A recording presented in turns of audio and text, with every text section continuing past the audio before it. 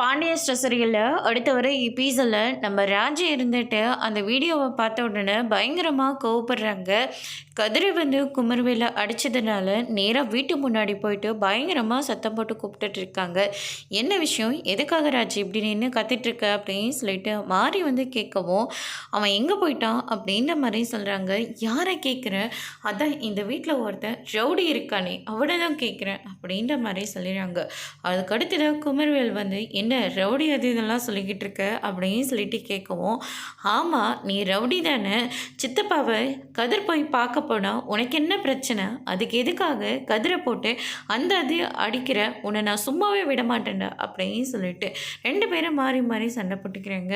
அதுக்கு அடுத்ததாக ராஜி இருந்துட்டு கதிர் எனக்காக எவ்வளவோ பண்ணியிருக்கான், இதுக்கு மேலே எங்கள் அண்ணனை என்னால் பண்ணிக்கவே முடியாது, இப்போவே போய் நான் உன் மேலே கம்ப்ளைண்ட் கொடுக்க போகிறேன் அப்படின்னு சொல்லிட்டு யார்கிட்டையும் ஒரு வாட்டி கூட சொல்லாமல் ராஜி இருந்துட்டு குமர்வேல் மேலே போய் கேஸ் கொடுத்துறாங்க.